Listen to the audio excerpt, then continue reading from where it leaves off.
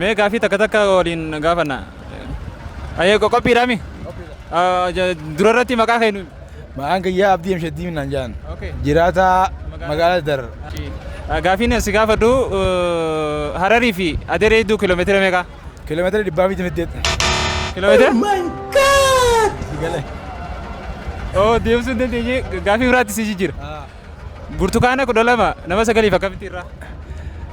Tokko tokko kana deebi abbaa sadii bakka sadii jirree. Yaali. Bakka takka bakka maa goone diinee adda keenyaaf. Cumbinee kanneenaaf. Gaafii keenya waan deebisee jirtuuf dura hin harkanne waan ta'eef galatoomii baay'ee. Galatoomaa isinis. Assalamualaikum warahmatullah. Waalaikumsalam warahmatullah. Okay, jalqaba maqaa kee nu himi. Maqaa kiyya dargaggoo Eliyaas Xaayirii Jaama. Gaafiin jalqaba kanatti Addis Ababaa fi Finfinnee hedduun fageenya hangamiidha? Addis Ababaa fi Finfinnee hedduun fageenyi isii Addis Ababaanii fi Finfinneenis takkuma isin walitti. Fageenya hin qabdu jechuudha. Fageenya hin qabdu. Okay, bareeda. Gaafii jalqabaa waan nu deebisteef gara gaafii lammaffaatti aana. Assalamu alaikum. Waalaikum salam warahmatullah. Mee jalqaba irra maqaa kee nu barsiisi. Maqaan kiyyaa Aanaan Jaama. Okay, Barataadha. Barataa magaalaa Darii. Aspiriin garaa. Gaafii deebii takka takka waliin goona. Gaafii teenyaaf qophiidha mi? Qophii. Okay, gaafiin teenya akkana jetti. Fageenyi Adaree fi Harar jidduu jiru hangam takka? Fageenyi Adaree jidduu. I don't know, hin beekne. Adaree fi Harar jidduu mee yaale? Kiiloomeetira? Dhibba shantam. Hin harkanne. Simin jijjiira? Assalamu alaikum warahmatullah. Waalaikum salam wa barakatuh. Mee jalqaba maqaa keetii irratti. Maqaan kiyya Najiif Fuad Abdurrahman. Okay, Hararii fi Adaree hedduu kiiloomeetira meeqa? Kiiloomeetira meeqa isa irraanfadde waan hin beekani. Tilmaami. Kiiloomeetira 220. No, yaali. 300. No. Gaafii biraas jira. Deebisuu hin dandeenye karaa gaafii lammadaatti yaana. Gaafii lammadaa kanatti Addis Ababaa fi Finfinnee hedduu fageenya hangam takka? Okay, tuni kiiloomeetira 600. Oh my god! No, yaali. Addis Ababaa fi Finfinnee hedduu kiiloomeetira 200.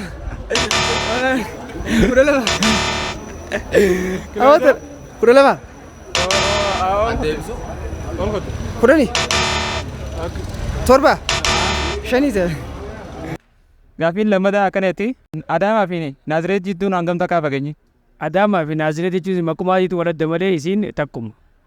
Maqaa wal jijjiira fakkeenya hin qabdu jechuudha. Jarri nubaas. Sani malee maqaa takkuma isii fageenyi isaa lameen hedduu hin jiru. Gaafiin sadaffaa akkanatti burtukaana 9 nama 12 akkamitti irraa? Burtukaana 9 nama 12. Burtukaana 9.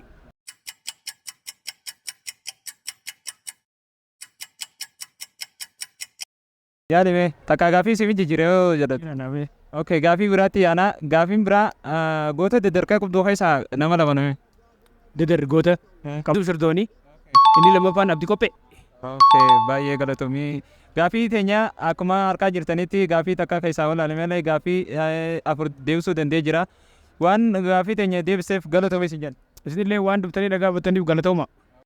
Gaafii lammadaa akkanatti burtukaana 9 jechuun nama 12 hangamti hiraaf? Burtukaana 9. Nama 12. Nama 12.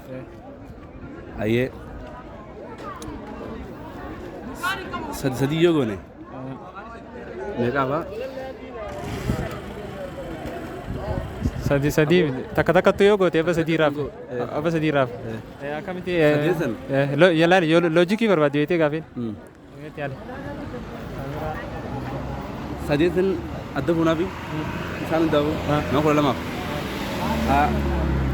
Abba adda murraa abba tokko. Tokko murreetanii tokkichaan firii ijaa qabaan keessaa giddu adda murte. Irra hirtaaf. Hin harkanne simin jijjiirama. Jijjiirta biroote. Okay, gaafiin biraa gaafii qal'aalii sun. Bulchaan magaalaa tanaa eenyu maqaan? Bulchaan magaalaa tanaa? Kaanaatiin beekamadee magaalaa kanaa.